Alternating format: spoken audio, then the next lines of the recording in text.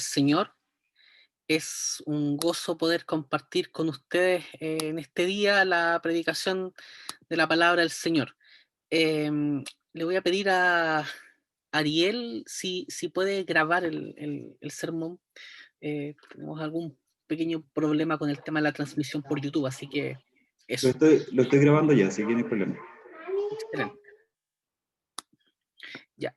Entonces, quiero invitarles a abrir sus Biblias en el Evangelio de Mateo.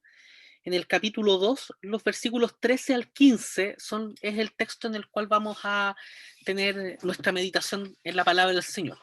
El título del mensaje del día de hoy es Jesús, el nuevo Hijo de Dios, y es el cuarto mensaje de nuestra serie de Adviento y Navidad. Se trata de Jesús, la identidad y el propósito del niño nacido en Belén. Entonces, el texto, como les decía, Mateo capítulo 2, versículos 13 al 15. Le damos lectura en el nombre de nuestro Señor Jesucristo. Dice así: Cuando ya se había ido, un ángel del Señor se le apareció en sueños a José y le dijo: Levántate, toma al niño y a su madre y huye a Egipto. Quédate allí hasta que yo te avise, porque Herodes va a buscar al niño para matarlo. Así que se levantó cuando todavía era de noche, tomó al niño y a su madre y partió para Egipto, donde permaneció hasta la muerte de Herodes. De este modo se cumplió lo que el Señor había dicho por medio del profeta: de Egipto llamé a mi hijo. Oremos al Señor, queridos hermanos. Amado Señor, te damos muchas gracias por la lectura, por la escucha de tu santa palabra. Nos disponemos delante de ti para escuchar tu voz, Señor. Anhelamos que tú nos hables en esta mañana, porque tu palabra, Señor, es nuestro alimento. Anhelamos, Señor, ser exhortados, animados, corregidos por ti. Permite, Señor, que tu Espíritu Santo nos ilumine, nos dé la claridad para poder entender lo que tú nos quieres enseñar en esta mañana. Oramos por Cristo Jesús, nuestro Señor y Salvador. Amén. Bien, vamos a tener en cuenta en este penúltimo sermón de nuestra serie, en este cuarto domingo de Adviento, una breve recapitulación de lo que hemos visto hasta acá. Nosotros hemos visto hasta acá en los sermones lo siguiente: que Jesús es el Mesías prometido, el cumplimiento de todas las promesas del Dios del pacto. De hecho, eso particularmente se pudo ver a la luz de la genealogía de Jesús y cómo Mateo trama una genealogía que está separada, que está subdividida, ¿cierto? Y que busca presentar cómo Jesús es el hijo, la descendencia de Abraham, de David en particular. Y hemos visto entonces cómo Dios es fiel a pesar también de los fallos humanos de todos los sujetos que antecedían a Jesús en su familia. También le vimos como el Emanuel, como el nuevo Emanuel, como aquel que viene a salvarnos de nosotros mismos y se hace presente como el Dios con nosotros. Esto es muy bonito porque en la profecía de Isaías, en el capítulo 7 que se hace mención allí, lo que uno ve es que el Emanuel era una señal para un rey, para el rey Acaz, de cómo Dios iba a salvar a su pueblo de los enemigos que estaban allí. En este caso, Dios no nos viene a salvar de los enemigos que nos rodean, sino que nos salva de nosotros mismos, de nuestra propia pecaminosidad. Y se queda con nosotros de manera permanente, porque Jesús es Dios con nosotros. A su vez también pudimos verle como el nuevo rey que nacería en Belén y que traería la paz. Por ser quien es y por su bendición, Él merece la adoración de todos los pueblos de la tierra. De hecho, en la adoración se hace presente no solo los pastores, no solo gente aledaña a la ciudad de Belén, sino que vienen los magos del oriente que representan en sí a todos los pueblos de la tierra, gentiles, paganos, pero que vivieron una experiencia maravillosa de la gracia del Señor. Y hoy día vamos a ver a Jesús como el nuevo Hijo de Dios. El contexto inmediato de esta historia tiene que ver con la llegada de los magos, preguntando por el nacimiento del niño rey a quienes ellos venían a adorar, y eso lo hacen en el palacio de Herodes. Ellos, estos magos, misteriosamente habían recibido esta revelación con lo que más conocían.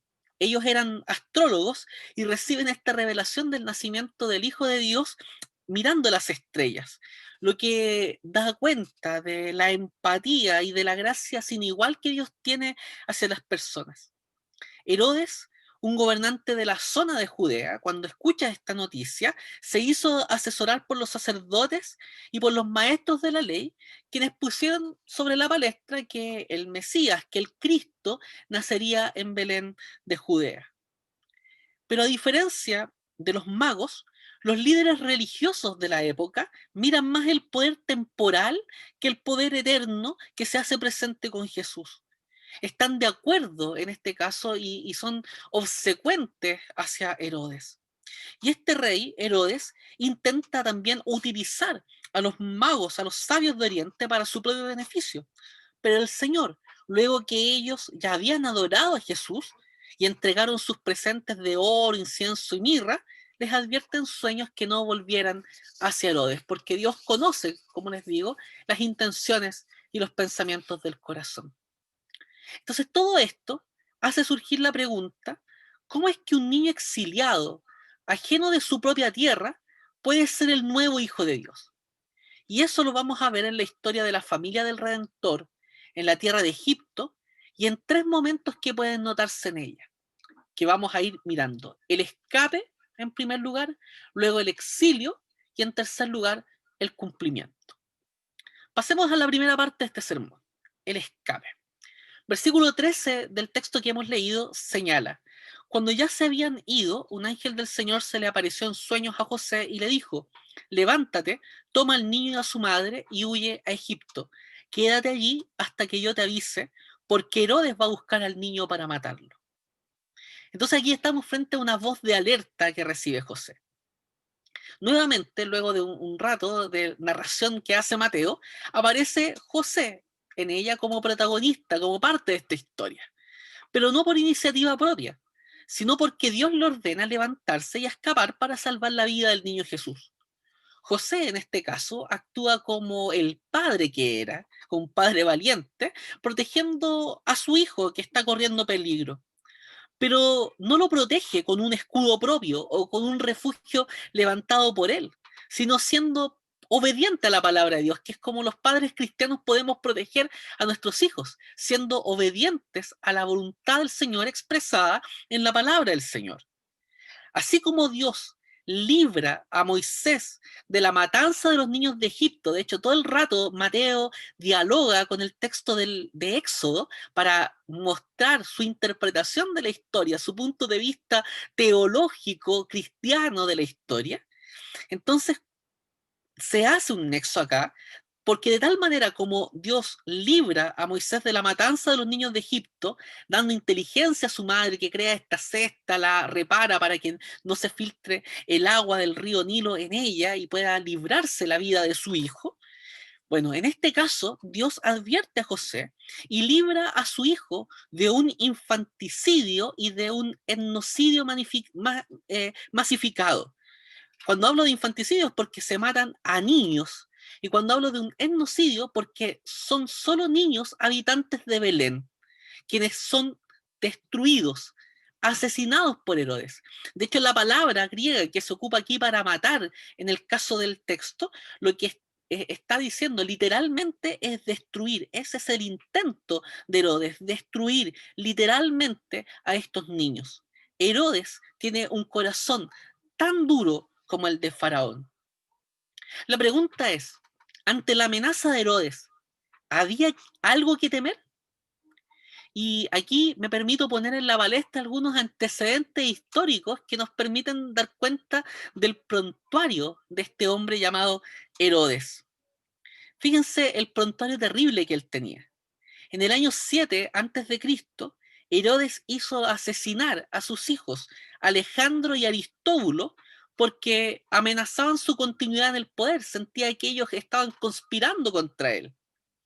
Por su parte, el año 4 antes de Cristo hizo lo propio con su hijo Antípater. Eso, entonces, 3 hijos asesinados. Sumado ya a eso anterior, cuando él sube al trono, aniquila al Sanedrín, o sea, al consejo de ancianos de los judíos, a los líderes más importantes de la religión judía, los aniquila. Y poco después ejecuta a 45 líderes del partido opositor a él. Hizo también ejecutar a su cuñado Aristóbulo, pese a que él mismo lo había nombrado sumo sacerdote de la religión judía, y lo hizo matar nada más y nada menos que por ahogamiento en un río. Y ordenó también la ejecución de su suegro. Hizo asesinar también a su esposa, Mariamne, culpándola de conspiración y de adulterio. Si bien es cierto que este hecho narrado por Mateo en este texto de Mateo capítulo 2, versículos 13 al 15, no aparece en otras fuentes históricas, lo que ya les he mencionado respecto del prontuario de Herodes hace más que plausible que este hecho sea profunda verdad. Este es un hecho, estamos frente a un hecho histórico, real, que ocurrió. Una crónica antigua dice que Herodes consiguió el trono como una zorra, reinó como un león y murió como un perro. Y es que la vida de Herodes giraba en torno al poder. Y ante la menor amenaza de alguien que buscara quitarle ese poder, él actúa sin ningún escrúpulos. Para él solo es cuestión de negocios, defender su poder.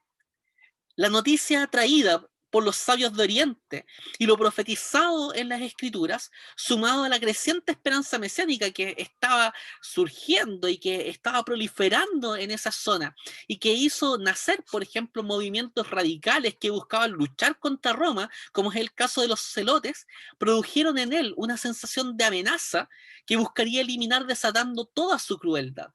Entonces el anuncio que hacía un niño rey que podría acicatear, alimentar la esperanza de los judíos en este Mesías, amenazaba todo lo que él había construido, su propia imagen, su propia apariencia, su propio poder. Ese era el ídolo con pies de barros que Herodes había levantado. Lo que vemos acá también hace todo sentido en relación al protoevangelio, aquello que está revelado en Génesis capítulo 3, versículo 15, que muestra a la simiente de la mujer, a la simiente de Eva, siendo perseguida por la simiente de la serpiente. Herodes, cegado por su poder, piensa que puede doblegar la historia trazada por el Señor, pero no entiende que solo puede dañar el talón de la simiente de la mujer, es decir, Cristo. La victoria siempre será de Cristo, y esa victoria será coronada en la cruz del Calvario. De hecho, es muy interesante que ya desde el segundo capítulo de este Evangelio se hace visible cómo las sombras de la muerte están presentes en la vida del Mesías. En segundo lugar, veamos el exilio. Versículos 14 y la primera parte del versículo 15 dice: así que se levantó cuando todavía era de noche, tomó al niño y a su madre y partió para Egipto, donde permaneció hasta la muerte de Herodes. La causa de este exilio hacia Egipto fue la limpieza infanticida y etnocida que Herodes llevó a cabo. Dios libró a su hijo, haciendo que su familia se trasladara a Egipto. Y Egipto no es elegido de manera azarosa, no es casual, sino porque en Alejandría, una ciudad egipcia, había una gran comunidad de exiliados judíos que huyeron por sus diferencias políticas con Herodes, quienes probablemente recibieron con mucha hospitalidad a estos nuevos integrantes de esa comunidad. José elige un lugar, una zona geográfica distante de la persecución que podría haber causado Herodes, pero además en un lugar donde había gente conocida, gente que tenía sus mismas costumbres, con las cuales podía mantener y guardar la esperanza. Es probable entonces que José se haya dirigido a esa zona y ocuparan los regalos de los magos, el oro, el incienso y la mirra, para poder subsistir durante el tiempo que estarían allí. No deja de ser interesante también que el lugar de la esclavitud, Egipto, en ese contexto sea más bien el lugar para sobrevivir, el refugio, el lugar de la seguridad. Allí ellos no llamarían la atención de los enemigos del Señor.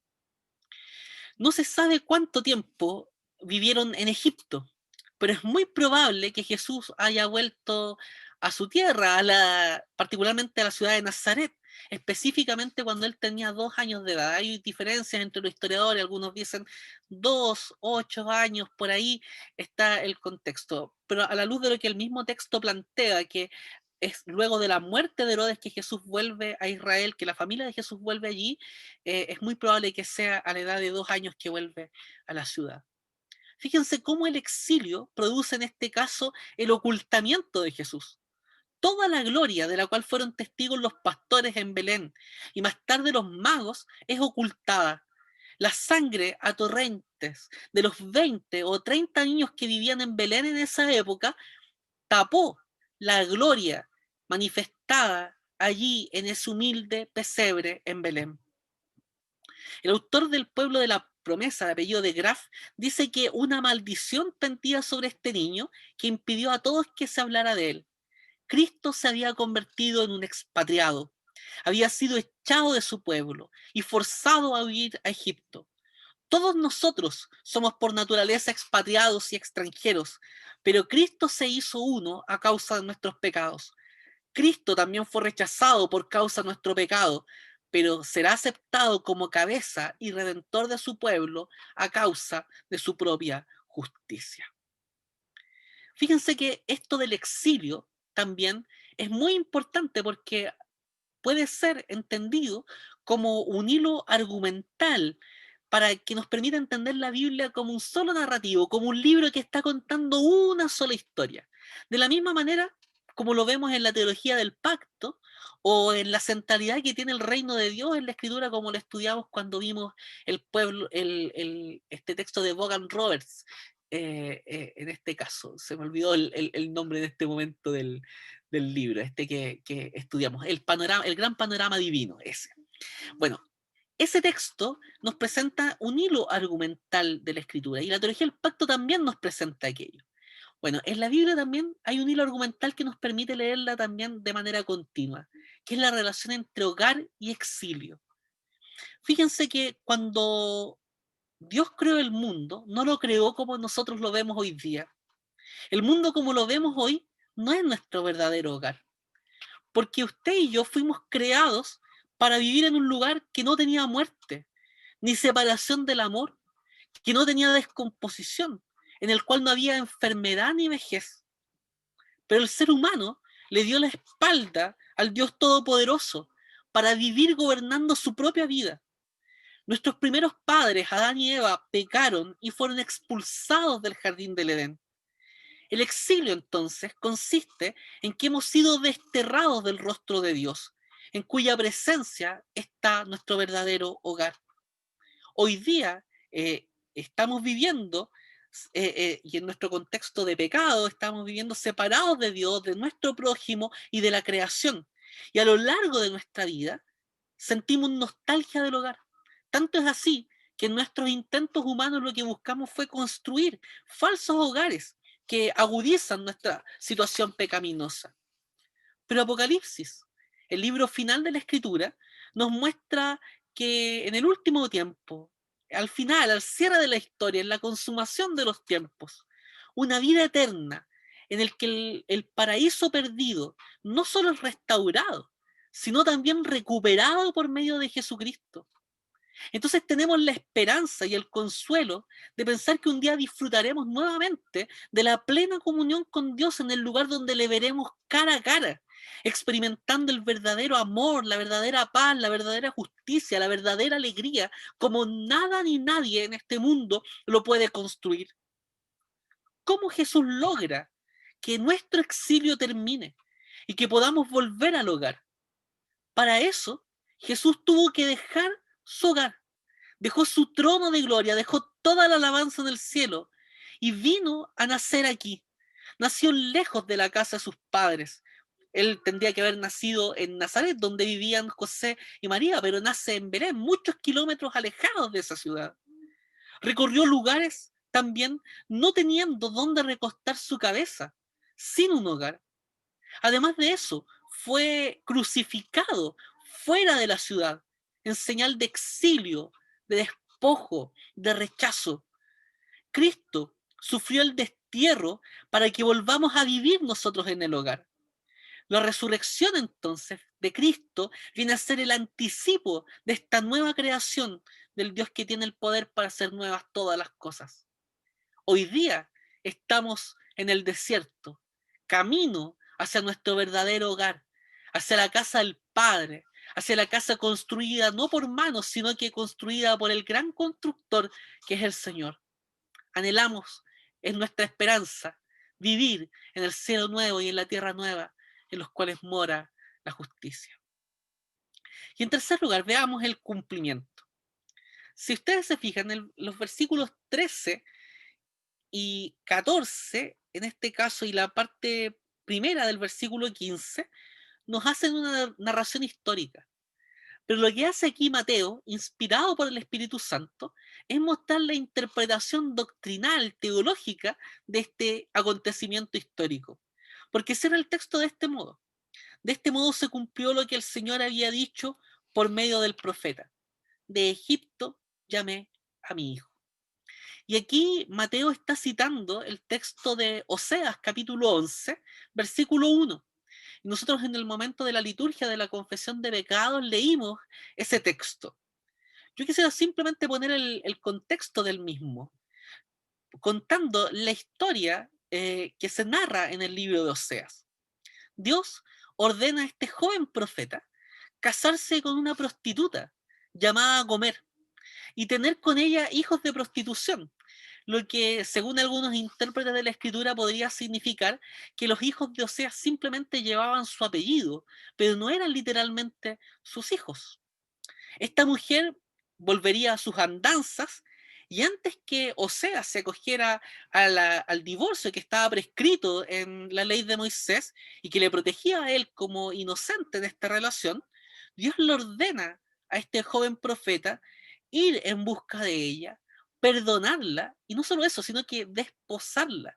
Y esa palabra es muy interesante porque está hablando que no la lleve a su casa simplemente como su esposa, sino que se comprometa con ella en una nueva relación matrimonial, en la cual se conozca el amor, la fidelidad y la justicia como antes no había existido. De hecho, como si esa relación nunca hubiese existido. Cuando uno ve esa historia, uno puede preguntarse, ¿por qué Dios hace que uno de sus hijos pase por una situación tan terrible como esa?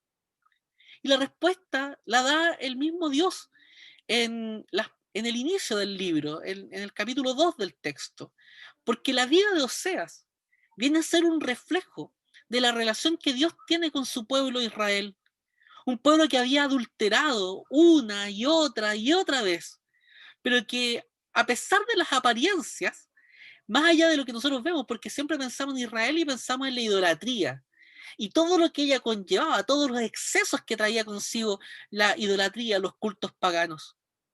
Pero a pesar de esas apariencias, el peor pecado de Israel no fue la idolatría y los excesos relacionados con ella, sino que se olvidaron del Dios Todopoderoso. Ellos le llamaban el Altísimo al Señor, como dice el versículo 7 de Oseas 11, pero ninguno de ellos le quería enaltecer. Pero así todo, Dios les amaba. El capítulo 11 dice así: desde que Israel era niño yo lo amé, de Egipto llamé a mi hijo, pero cuanto más lo llamaba, más se alejaban de mí. Ofrecía sacrificio a sus dioses falsos y quemaba incienso a las imágenes. Yo fui quien enseñó a caminar a Efraín, yo fui quien lo tomó de la mano, pero él no quiso reconocer que era yo quien lo sanaba. Lo atraje con cuerdas de ternura, lo atraje con lazos de amor, le quité de la cerviz el yugo y con ternura me acerqué para alimentarlo. Dios escogió a Israel, a pesar de que era un niño, a pesar de que era un esclavo, a pesar de que era infiel, idólatra, que se alejaba del Señor. Y el criterio por el cual Dios eligió fue su amor. Cuando Israel era un niño, yo lo amé, dice el Señor. Y en ese amor hay incondicionalidad. El eterno amor del Señor también se manifiesta en la figura paternal de la crianza de su hijo. Él es quien le enseña a caminar a su hijo. Él es quien lo toma de la mano. Él es quien lo restaura. Él es quien lo sana cuando se produce la caída, el daño en la vida de sus hijos. Luego pasa la figura de la ganadería, en la que el amo cuida a un animal con ternura, le quita el peso que lleva a la hora de ser alimentado, le da de comer con su propia mano. Siempre el pecado termina chocando contra la sólida pared de la represa de la misericordia. Dios es el Padre que ama y como ama, libera a sus hijos de la esclavitud que les está oprimiendo. Entonces Mateo lee este texto e inspirado por el Espíritu Santo, hace un ejercicio que no podría ser hecho sin esa inspiración del Espíritu, que le permite contar y señalar el cumplimiento de las promesas del Antiguo Testamento en relación al Mesías. Porque este texto, originalmente el de Oseas capítulo 11, versículo 1, habla de la liberación del pueblo de Israel luego de los 430 años de esclavitud en Egipto. Pero para Mateo, la vida de Jesús tiene el poder de reflejar la historia de Israel. Jesús es llamado de Egipto como hijo de Dios.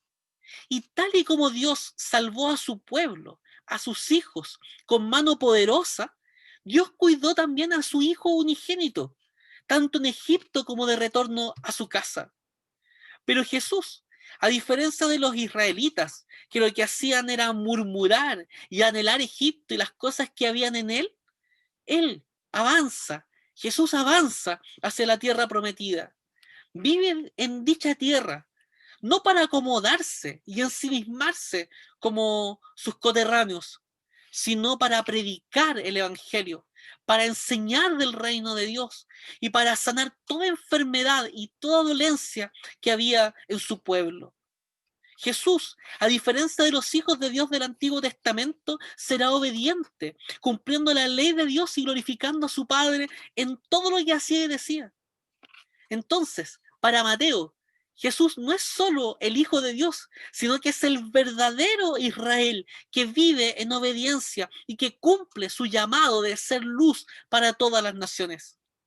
En síntesis, lo que estamos viendo acá es que Jesús, como el verdadero Hijo de Dios, en quien Dios se goza, en quien Dios ama desde la eternidad, cumple el plan establecido en las Escrituras para el Señor. Entonces, queridos hermanos, para reflexionar y practicar, este hecho histórico que estamos viendo acá en Mateo capítulo 2, en los versículos 13 al 15, recuerda tantos otros momentos de la historia en la que niños y adultos han sufrido a manos de los poderosos de la tierra. Y entre una de las grandes penas, de las sentencias que ha sido acometida hacia personas, hacia incluso también entre ellos muchos creyentes cristianos, está esta pena del extrañamiento, esta pena del destierro de las personas hacia un país ajeno. Hay un autor llamado Raymond Bucket que en su libro Misión Integral en la Ciudad plantea lo siguiente. La historia de la humanidad, de la Navidad, la historia de la Navidad, trata de un inmigrante intercontinental llamado Jesús, que vivió en un establo prestado. Vivió en África, en Egipto en particular. Volvió para ser asesinado como criminal y enterrado en una tumba prestada, pero que resucitó entre los muertos y ahora es el Señor triunfal del mundo. Como ven, no contamos la historia de la Navidad de esta manera. La hemos envuelto en el oropel de clase media. Hemos difamado la historia. La hemos sacado de su contexto misional. La encarnación de Cristo es una doctrina muy importante para la teología cristiana, pero también es muy relevante para entender la misión de Dios. Nuestra constante lucha aspiracional, esa lucha que nos hace buscar tener más y ser más en esta vida, en muchas ocasiones nos hace olvidar que el maestro de Galilea se vistió de pobreza siendo rico. Y ese vestirse no fue simplemente un acto estético, sino también ético. Fue el ejercicio empático de quien, en este caso, debiese motivarnos a nosotros también a renunciar al prestigio, a la fama y al poder por estar con y por estar en el mundo de quienes son los potenciales receptores del mensaje. Tenemos que estar con las personas, ser siervos del Señor que huelen a oveja.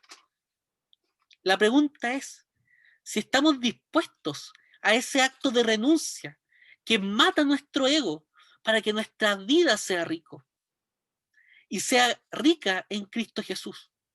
Porque aquel que se hizo pobre para que tú y yo fuésemos ricos en Él. En Cristo está verdaderamente la plenitud de nuestra vida. Por su parte, Joseph Ratzinger, en uno de los libros de la trilogía de Jesús de Nazaret, llamado La infancia de Jesús, señala lo siguiente. Con la huida de Egipto y su regreso a la tierra prometida, Jesús concede el don del éxodo definitivo. Él es verdaderamente el Hijo. Él no se irá para alejarse del Padre. Vuelve a casa y lleva a casa. Él está siempre en camino hacia Dios y con eso conduce del destierro al hogar, a lo que es esencial y propio. Jesús, el verdadero Hijo, ha ido él mismo al exilio en un sentido muy profundo para traernos a todos desde la alienación hasta la casa. Esto es muy interesante. Vimos cómo Israel estuvo en Egipto, pasó por el desierto y llegó a la tierra prometida. Vimos cómo Jesús, quien es el verdadero Israel, estuvo en Egipto, estuvo en la tierra prometida y nos conduce a casa. ¿Por qué razón? Porque nosotros también estábamos en Egipto y el Señor nos llamó cuando éramos unos niños y esclavos. Éramos esclavos que no valíamos nada, ni podíamos hacer nada. No teníamos presente, ni menos teníamos un futuro. Pero Dios nos amó incondicionalmente y nos dio una realidad en el presente, la de ser hijos de Dios, y nos dio la esperanza de un cielo nuevo y una tierra nueva en la que viviremos con el Señor para siempre. Hoy somos peregrinos y extranjeros. Peregrinamos en el desierto, sostenidos también con mano fuerte y poderosa por el Señor, porque nos guía hacia el reino eterno, hacia el cielo nuevo y la tierra nueva. En su amor, hoy día, usted y yo somos hijos de Dios, capacitados por el Espíritu para amar y para servir a Dios, y para amar y servir al prójimo, mirando solo a Jesús. Por todo eso, por la realidad doliente de la cual también nos tenemos que hacer parte, como también de nuestro peregrinaje en el cual hemos sido liberados para producir nuestro éxodo, por todo eso, el canto de Navidad se hace tan real en nuestra vida. Hay un villancico que se llama Oh Noche Santa, que dice en una de sus partes, nos libertó, rompió nuestras cadenas. Su amor es ley, su evangelio es paz. Nos enseñó a amarnos uno al otro y en su nombre ya no hay opresión. Con gratitud traemos alabanzas, la gloria y el poder son del Señor. El Cristo que fue exiliado como nosotros nos ha libertado, nos ha llevado en nuestro éxodo y nos conduce a la ciudad que, insisto, no ha sido hecha por manos, sino que tiene un constructor que es Dios Todopoderoso. Hoy, usted y yo nos gozamos en la esperanza. Mañana nos gozaremos en la plenitud de la eternidad junto a Jesús. Y ese es el mensaje de la Navidad. Ese es el mensaje de Adviento. No solo recordar que Jesús vino, sino que Jesús vendrá. Y su reino no tendrá fin. Que el Señor les bendiga. Oremos al Señor. Amado Señor, te damos muchas gracias por este tiempo que tú nos das de